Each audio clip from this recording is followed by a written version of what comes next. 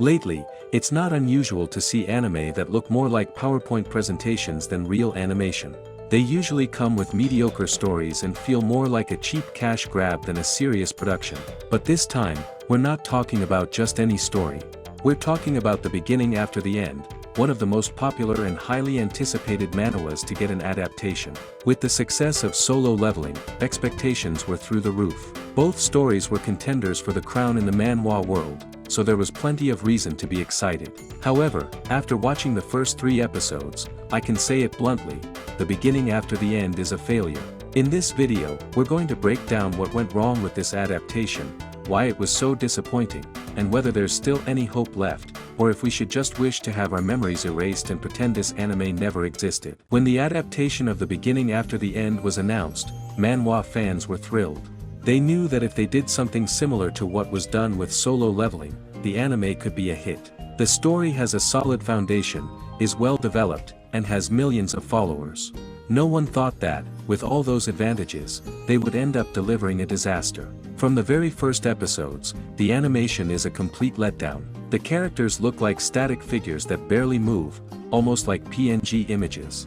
And that's not all, the animation isn't the only bad part. The music is weak, the voice acting is flat, not even the intro has anything noteworthy. From the first episode, the criticism came fast and hard. Both longtime manhwa fans and newcomers to the anime said it clearly, it's bad. While some might say that's just an opinion, the reactions were overwhelmingly negative. Upon further investigation, we found out that only 5 animators worked on the episodes. 5? That makes no sense. The studio behind the adaptation is Studio ACAT. This studio isn't very well known, and although it has worked on a few projects, it doesn't have the experience to handle something of this scale. While its previous work wasn't outstanding, at least it was tolerable. But this anime lacks pacing, solid animation, and even music to save it. It feels like no real effort was put into it. Lack of time is another issue. While Solo Leveling had 18 months of development, The Beginning After the End only had 6. That's a very short time for such a big anime. Fans already feared something might go wrong, but not to this extent. Recently, with each new manhwa adaptation, we saw quality improve. This helped Korean stories gain ground in the anime industry, something very positive for fans. There were more and more adaptations, and many could even compete with traditional Japanese stories. But what happened with The Beginning After the End is a serious setback, and honestly, really sad. The anime doesn't reflect the original story at all. We're talking about a story with a rich world, well-built characters, a plot full of twists, emotions, and epic moments. The manhwa combines action, deep development, and emotional scenes that hooked millions of readers. But none of that comes through in the anime. There's no excitement about the next episode, no tension about what's coming next. The adaptation doesn't convey the protagonist's growth or the weight of key moments that made the story special. Without a doubt, this is a step back for Korean adaptations, and sadly, The Beginning After the End ends up earning the title of one of the worst adaptations of the year. Before the anime, The Beginning After the End was a highly respected manhwa. In fact, at one point it was even more popular than Solo Leveling, at least before the latter got its anime adaptation, which of course launched it even further. With that in mind, it seemed that success for The Beginning After the End was guaranteed, if it was done right. But to do that, it needed a studio up to the task.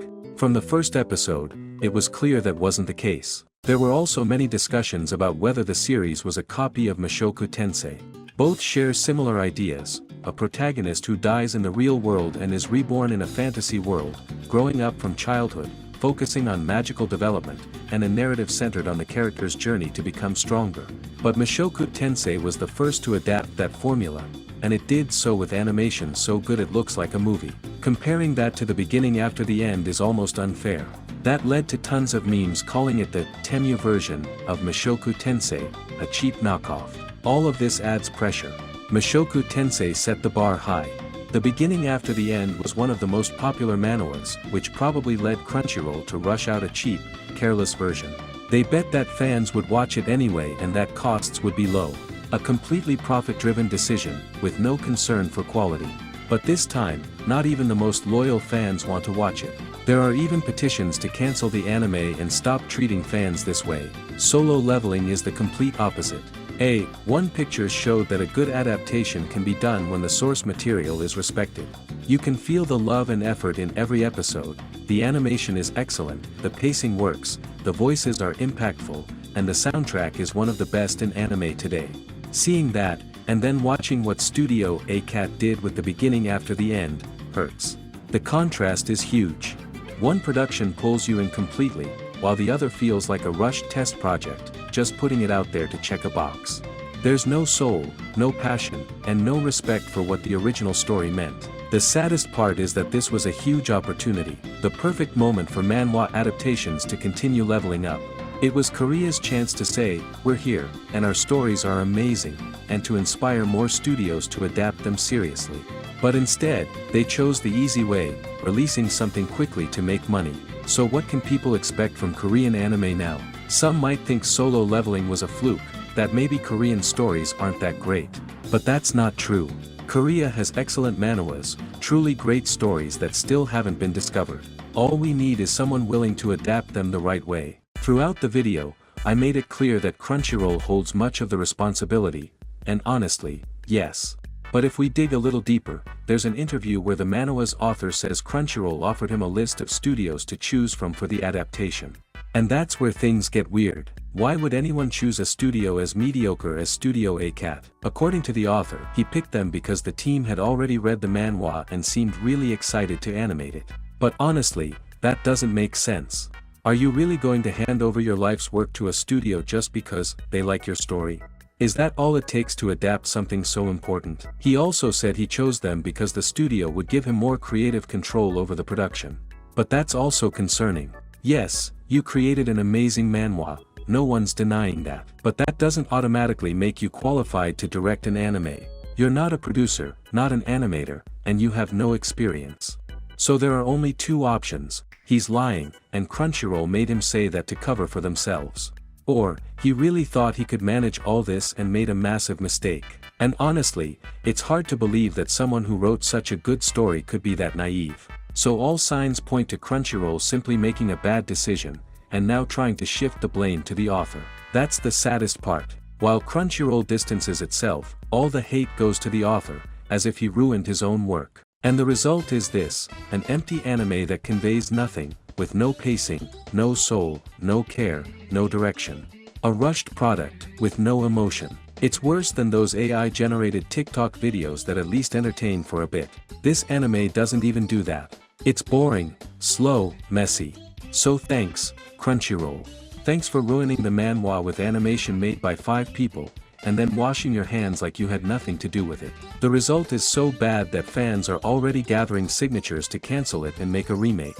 But we all know how this industry works. Contracts are signed, licenses are sold, episodes are in production. It might get cancelled, but a remake won't happen tomorrow, or next year. If it ever comes, it'll be in 10, 15, or 20 years. What's crazy is that the anime isn't even finished, and we're already asking for a complete remake. That says it all. So what's left for fans? Settling for what we have. A poor, soulless anime that represents nothing of what made the manhwa great. An adaptation that will be remembered as one of the worst of the year, or even in recent times. In conclusion, the beginning after the end had everything it needed to be a success. A solid story, a huge fan base, and the support of an industry that was starting to take manhwa adaptations seriously. But what we got was the complete opposite, an adaptation with no care, no quality, and no respect for the original material. The failure wasn't a coincidence. It was the result of bad decisions, of prioritizing deadlines and profits over art, of choosing a studio that wasn't up to the task, and of a production team that clearly didn't understand the value of what they had in their hands. Today, this adaptation didn't just disappoint fans, it also harmed the growth of manhwa in the anime industry. And that's the most serious part. Because now, we're not just talking about a bad anime, we're talking about a missed opportunity. And while many of us still love the original story, this anime represents none of what made the manhwa great. It's just a reminder of how one bad decision can ruin something with massive potential. Hopefully, one day it gets the adaptation it truly deserves. But for now, all that's left to say is, what a waste.